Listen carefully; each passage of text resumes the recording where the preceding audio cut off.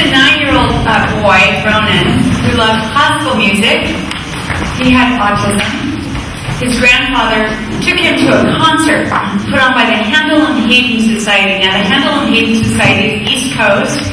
It's one of the oldest performing arts music groups in the United States.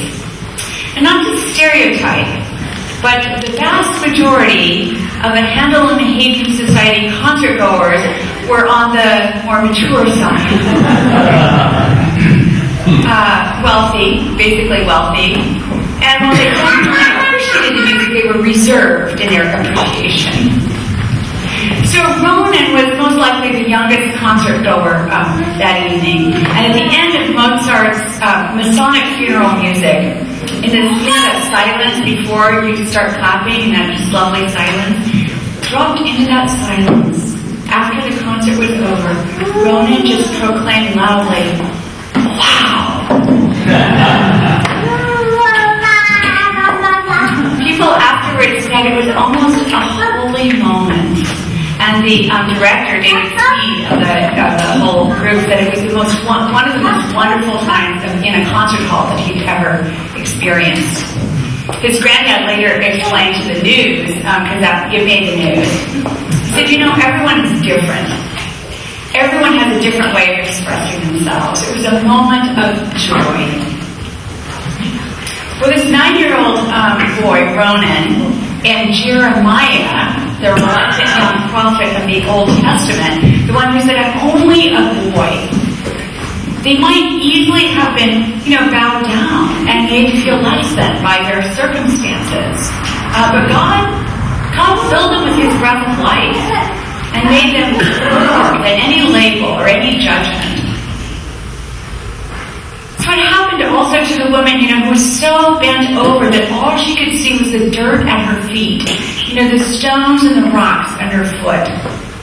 Her world was narrowed down. But Jesus touched her, and God straightened her up and made her more than all that kept her down. God's breath filled her up, raised her up to see a much larger horizon. She could see farther afield than her own troubles. She could see more than the little patch of dirt at her feet. God raised her up so she could walk into her own life with power and with purpose. Even when there were people around her who criticized her, who didn't want her voice or her power. Even when there were voices around her that wanted to keep her less than. But you can't bleach God. You can't put what God does back in the box. God is more than whatever we try to make less than. The same thing that happened to Malala. Remember Malala? She's a Pakistani girl who lived in the Swat Valley. And the authorities there said that she did not matter. Girls didn't matter. They needed to not go to school. Education was not for girls. But Malala went to school anyway. And as a result, they boarded the bus, asked who Malala was. She said, "It's me," and they shot her in the head. But she lived. She lived, and she's a worldwide voice now, speaking out for the right of boys and girls to have an education. That poverty, whatever might weigh them down, poverty, discrimination, labels, by God's power, she isn't bent over with fear. She stands upright, walks into her life disfigured and beautiful, proclaiming the value of education and everyone's right to go to school. You might remember the story of Ruby Bridges. Ring a bell, Ruby Bridges. She's grown up now, but when she was born, she and her parents and her whole community were bowed down under the weight of discrimination. So in 1960, when Ruby was 6 years old and going into the first grade, the New Orleans chapter of the NAACP requested parents to participate in school integration. Avon and Lucille Bridges, Ruby's parents, volunteered to help out. And as a result of that decision, the whole family suffered. Avon lost his job he was a gas station attendant. He lost his job. The grocery store where they shopped barred them from ever shopping there again.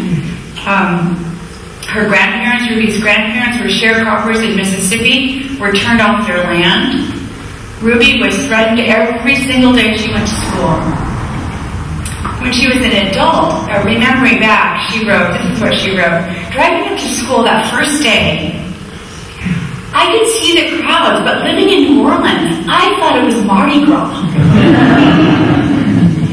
There was a large crowd of people outside the school. They were throwing things and shouting, and that sort of thing goes on in New Orleans at Mardi Gras.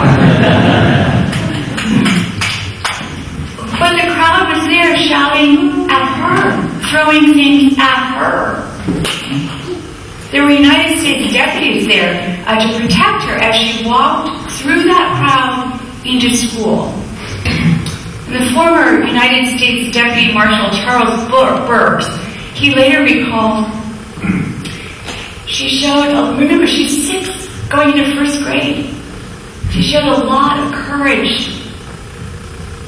Charles Burke wrote, she showed a lot of courage. She never cried. She didn't whimper. She just marched along like this little soldier, and we're all very, very proud of her. A 34-year-old white Methodist minister broke through the crowd on the second day and sent his own, because nobody sent their kids to school. She was at school all by herself. No teachers would even teach her once they had one teacher. On the second day of school, this 34-year-old white Methodist minister broke through the crowd and sent his own little girl back to school. And gradually others began to see the light. And over the years, things slowly changed. But that change happened because a little girl named Ruby and her mother and her father and others in the community, both black and white, they could have stayed over, bent over with discrimination and judgment and mistrust, but instead they were filled with the breath of God and straightened them up. The breath of God straightened them up with courage so they could look out at the world through the future and not through the past. People tried to make Ruby less than, but God made her more than. I've got one last story. It's a very personal story. It's about Julissa. She's a young Ecuadorian woman who lives in the Santa Maria barrio outside of Quito in Ecuador. It's not a place you want to be after dark. It's only in the last few years that buses will go all the way up to where she and her people live. I've known Julissa since she was about 8 years old. She had a scholarship which provided, school fees and uniforms and tutoring and meals and medical care. But despite all the support, Julissa just couldn't focus on school, and so she couldn't keep her grades even to a minimum level, and as a result, she lost the scholarship. Now, she became a teen mom at 14, which sounds shocking to us, but not all that far out of the ordinary in her community. But fast forward to today, and guess what? The breath of God. Julissa, who's now 20 years old and a mom of 2, went back to school on her own. Just last month, she graduated from high school. She's the first one in her family to do anything beyond 4th grade. She's radiant with pride and with hope for herself and her children. This young woman could easily have just remained bowed down by the limited horizons of poverty, but in some miraculous way, she's filled with this breath of God that hovered over the waters, at the very beginning of creation, the same breath of God, and made her more than all the circumstances surrounding her. That same breath The Genesis said, fill the world in the beginning. That same breath that miraculously, that filled Jeremiah and the woman that Jesus touched. The same breath that fills Ronan and Malala and Ruby and you and me. I know that there are stories like this in your own families, in your own experience. I know there are stories like this. It would be well worth your attention to find those stories and to tell them. You can tell them around your dinner table or in our faith-sharing small groups that are going to start up again. Because miracles don't just happen in the pages of the Bible. They don't just happen in Pakistan or Ecuador or in the drama of school integration. They happen in our own lives, in our own families, the lives of people we know. Those miracles are mostly quiet, they're mostly hidden under what seems like a commonplace, but they're there. They're there because bent over happens to all of us. Sometimes life can make us feel less than. Maybe it's grief. Maybe it's old messages that still rattle around in your brain. Maybe it's death and the shame of it. Maybe it's an ailment. Maybe it's chronic pain that narrows your world down.